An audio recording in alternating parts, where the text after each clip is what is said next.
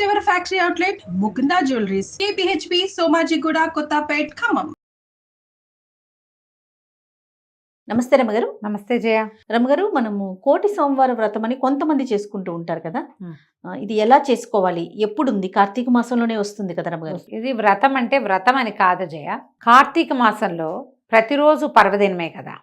ఏ ఒక్కరోజు మనం ఉపవాసం ఉన్నా, ఏ ఒక్కరోజు దేవాలయానికి వెళ్ళినా, ఏ ఒక్కరోజు దీపం పెట్టినా, దానం చేసినా, స్నానం చేసినా, పురాణం విన్నా ఆ ఒకరోజు అమృతతుల్యమే. అయితే ప్రత్యేకంగా పర్వదినాలు ఏం చెప్పాం మనము? మొదట బలిపాడ్యమి, భగ్నిహస్త భోజనము పర్వదినాలు, నాగుల చవితి పర్వదినము, ఆ తర్వాత 4 సోమవారాలు, 2 ఏకాదశులు, పౌర్ణమి, అమావాస్య తిథులు, ఇవి ప్రత్యేకంగా చెప్పబడ్డాయి. అయితే ఇందులో ఇవన్నీ కూడా వార సంబంధమైనవి కనపడుతున్నాయి చూడు నీకు. అవును, అన్ని వారాలే కదా. అయితే ఇందులో ఈ కార్తీక మాసం శివ సంబంధమైన కార్తీక మాసంలో విష్ణు ప్రీతి కోసమే మనం పూజ చేస్తాం. కార్తీక దామోదర ప్రీత్యర్థం చేస్తాం.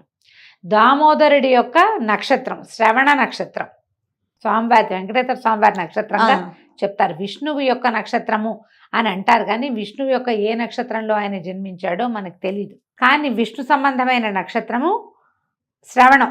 చూడు, రాముల వారు పునర్వసు నక్షత్రం, కృష్ణుడు రోహిణి నక్షత్రం, క్లియర్గా తెలుస్తుంది. ఇప్పుడు శ్రవణ నక్షత్రంలోనే వెంకటేశ్వర స్వామి వారు జన్మీదికి అవతరించారు, ప్రకటితమయ్యారు. అయితే ఈ శ్రవణ నక్షత్రం విశేషం. ఈ నెలలో ఇంక ఏ నక్షత్రాలు విశేషమైనవిగా చెప్పట్ల. కృత్తికా నక్షత్రంతో చంద్రుడు కలిసి ఉంటాడు కాబట్టి దీన్ని కార్తీక మాసము అన్నారు. కృత్తిక తోటి ఉంటాడు ప్రతి నెల, అంతే.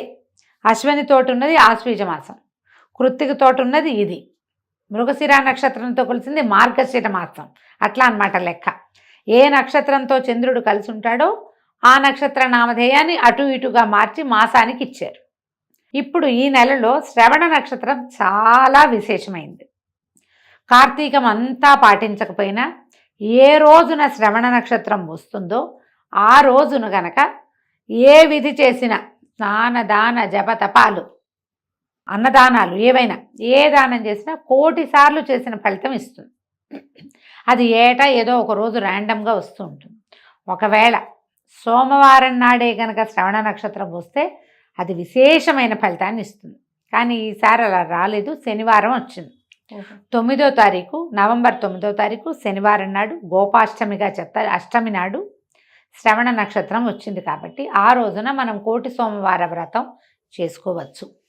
సోమవారం నాడు ఏ విధులు పాటిస్తామో ఆ విధంగా తెల్లవారుజామున స్నానం, సాయంకాలం నక్షత్ర దర్శనం అయ్యాక భోజనం, ఈ మధ్యలో దేవాలయ దర్శనము, దీపదానము, వస్త్రదానము, అన్నదానము, గోదానము, సువర్ణదానం, భూదానం, మీరు ఏ దానం చేయగలిగితే పుస్తక దానంతో వస్త్రదానంతో సహా ఏది చేసినా 1,000,000 సార్లు గుణితం అవుతుంది. అది ఈ నెలంతా మేము చేయలేం, ఈ శనివారం మేము కుదుర్చుకుని చేసుకుంటాం అంటే నెలంతా చేసిన ఫలితం లభిస్తుంది. మిగిలిన ఏ రోజులకి ఒకసారి చేస్తే ఒకటి చేసినట్టు.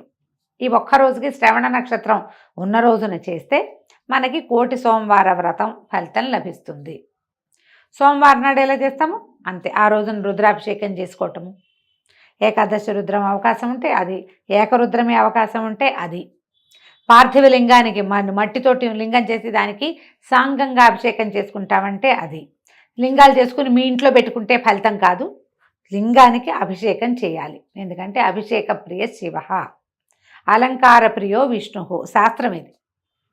మొదట చెప్పబడిన వాక్యాలు. నువ్వు లింగం ఇంట్లో ఉంచుకోవటం వల్ల నీకు ప్రయోజనము అన్న మాట సర్వాబద్ధం, అది కాదు. మట్టితో శివలింగం చేయించి ఆ పార్థివ లింగానికి, పార్థివలింగం అంటే పృథివీ సంబంధమైనది, అదేదో పెద్ద విశేషమైన సమాసం కాదు, మట్టితో చేయబడింది. మృణ్మయ లింగం అంటారు, మృత్తికాలింగం అనొచ్చు, పార్థివలింగం అన్నా కూడా మట్టితో చేయబడింది. ఈ పార్థివలింగానికి అభిషేకం చేసుకోవాలి. అభిషేకం చేయించుకుని చేస్తే విశేషమైన ఫలితం లభిస్తుంది. ఈ రోజున మీరు ఏదైనా నదీ స్నానం చేయదలుచుకుంటే నెలలో ఈ ప్రత్యేకమైన రోజున నదీ స్నానం చేస్తే 1,000,000 నదులలో స్నానం చేసిన ఫలితం. ఈ 1,000,000 జన్మల నుంచి మీరు చేయని కార్తీక స్నానం ఈ ఒక్కదాంతో ఫలిస్తుంది. 1,000,000 సార్లు మీరు చేయవలసింది మానేసిన దానం ఈ ఒక్కరోజు ఫలిస్తుంది. అందుకని విశేషంగా ఈ కోటి సోమవార వ్రతం సంగతి చెప్తారు. ఇది శనివారం నాడు వచ్చింది, శనివారం నీకు సోమవారంగా ఎలా లెక్క పెడతాము, ఇలాంటి ప్రశ్నలు ఏమీ వేయకండి. మనకు నక్షత్రం ప్రధానం. ఇక్కడ నక్షత్ర ప్రధానంగానే ఈ రోజు చెప్పబడింది. ఎవరెవరు ఏమేం చేస్తే అదేమా, మేమేమీ చేయలేమండి, కానీ ఈరోజు కార్తీక సోమవారం కోటి సోమవారం వ్రతం అని తెలుసుకున్నాం, దండం పెట్టుకోండి, ఒక్క పంచాక్షరి మంత్రం చెప్పుకోండి, నమశివాయ అంటమే, ఏదైనా దేవాలయానికి వెళ్ళరండి, పురాణం వినండి. మనకి ఎట్లాగా 3 పూట్ల మనకున్న 8-10 ఛానల్స్లోనూ వస్తుంది కార్తీక పురాణం. ఎప్పుడు అవకాశం ఉంటే అప్పుడు కార్తీక పురాణం వినండి. ఇందులో చిన్నపిల్లలు పెద్దవాళ్ళు ఆ తేడా ఏం లేదమ్మా, అందరూ వినొచ్చు. సర్వావస్థల్లోనూ పురాణం వినడానికి తప్పులేదు. చదవడం తప్పు, స్నానం పానం చేయకుండా చదవకూడదు. పఠనం తప్పు, పఠనం పూర్తిగా తప్పు చేయకూడదు. శ్రవణం చేయొచ్చు. ఏ అవస్థల్లో ఉన్నా సరే, మీరు ఆడవాళ్ళకు వచ్చే అవస్థలు కావచ్చు, ఏదైనా కావచ్చు, శ్రవణం చేయవచ్చు. శ్రవణం వల్ల రావాల్సిన ఫలితం తప్పకుండా మీకు లభిస్తుంది. దానికి కారణమైనందుకు సుమన్ టీవీని పరిపరి విధాలుగా ఆశీర్వదించండి. ఎల్లకాలం మీకు ఇలాగే మేము పురాణం చెప్పాలని ఇంత అవకాశం ఇచ్చాం కదా, మరి 4 పూట్ల వినిపిస్తాం కదా, కాబట్టి చక్కగా వినండి. ఈ కోటి సోమవార వ్రతాన్ని సుసంపన్నం చేసుకోండి. ఏడాదికి ఒక్కసారి 1 నెల కార్తీకం, ఆ నెలలో ఇన్ని పర్వదినాలునే చేయగలుగుతామో లేదో, ఈ ఒకరోజు విశేషమైందని తెలుసుకున్నాం కాబట్టి మీకు ఒకవేళ శనివారం కనుక ఉపవాసం అలవాటు ఉంటే ఆ ఉపవాసాన్ని ఉదయానికి రాత్రికి మార్చుకోండి. మీకు అప్పుడు అది ఇది కుదురుతుందా అని చాలామంది అడుగుతారు. ఆ క్లారిటీ కోసమే చెప్తున్నాను.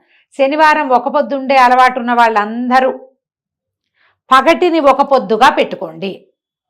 అప్పుడు మీరు వెంకటేశ్వర స్వామికి శనివారం చేసినట్టు అవుతుంది, కార్తీకంలో కోటి సోమవార వ్రతం చేసినట్టు కూడా అవుతుంది. విశేషమైన ఫలితం ఏమి అది ఉంది కాబట్టి ఇది మానేయటము అలా ఏం లేదు, 2 వస్తాయి మీకు. చక్కగా సాయంకాలం నక్షత్ర దర్శనం చేసుకుని శివారాధన ముగించుకుని కుదిరితే ఏదైనా దేవాలయంలో దీపం పెట్టొచ్చి చక్కగా భోజనం చేయండి. ఉల్లి వెల్లుల్లి వ్యర్థము, అవి తినకూడదు.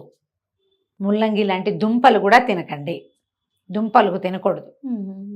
తినకుండా మీరు ఉపవాస విరమణ చేసేటప్పుడు సాత్వికమైన వంకాయ బెండకాయ అలాంటివి ఏవైనా కూరలు చేసుకోవచ్చు. చిక్కుడుకాయ కాకరకాయ అవి పనికొస్తాయి.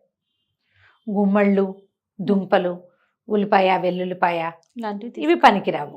అవి తినకుండా మామూలుగా చక్కగా పప్పు, ఆకుకూర పప్పు, పాలకూర పప్పు, రసము అలాంటిది ఏవైనా పెట్టుకోండి. పొద్దుటి పదార్థాలు తినబోకండి, పొద్దున వండుకున్నది సాయంత్రానికి తినకూడదు. ఇలా చేస్తే కనుక మీకు కోటి సోమవార ఫలితం లభిస్తుంది. తప్పకుండా రమ్మగారు. నమస్తే. నమస్తే.